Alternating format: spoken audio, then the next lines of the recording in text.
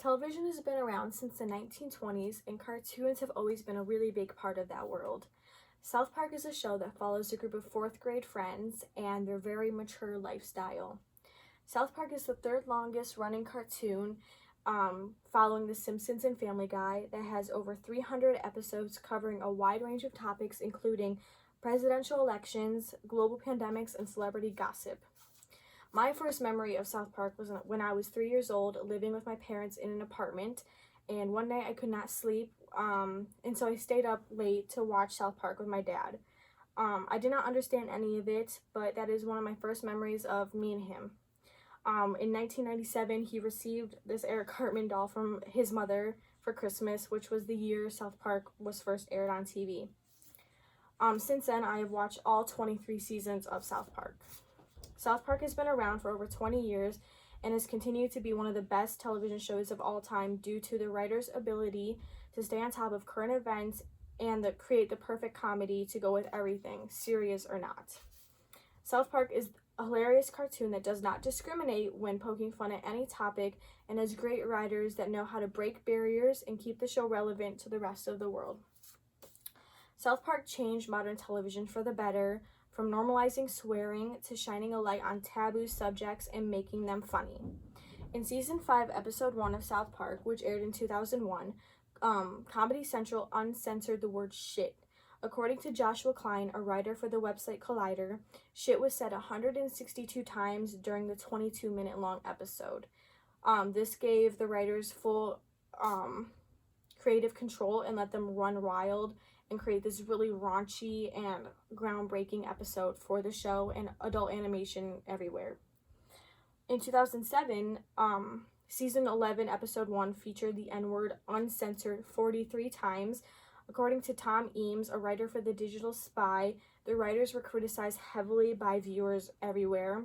However, some organizations, such as the NAACP, praise the writers for doing such a great job depicting how non-Black people perceive or think how non-Black people should react when they hear, or how Black people should react when they hear the N-word. As you can see, the character Randy Marsh has to kiss Jesse Jackson's butt to be forgiven, which is just a really funny way of showing how white culture is just out of the loop when it comes to certain modern topics. Along with uncensoring so much, the writers Trey Parker and Matt Stone have created a show that defies conventional TV making. They create each episode within a week, roughly 6 days, and this helps them bypass a lot of censoring methods. Felix Kjellberg, who is a Swedish YouTuber, also known as PewDiePie, was in 2 episodes of South Park in 2014, and he, in a YouTube video, he told his viewers that he had to provide lines the night before the episode that he was in aired, and how stressful that was, that he had to do that without any, with a big time constraint on him. South Park also comments on so many different topics and does not hold back when criticizing major current events and people. In Season 7, Episode 12, a new family moves to South Park who are Mormons, and Parker and Stone do not hesitate to parody the religion's origins. The Mormon Church, also known as the Church of Latter-day Saints, was not happy about this and called this episode a gross retelling of their beliefs. They ordered that the episode be pulled from air and no reruns be allowed. However, that did not happen, and Parker and Stone went on to create a hit Broadway musical called The Book of Mormon that won 9 Emmy Awards.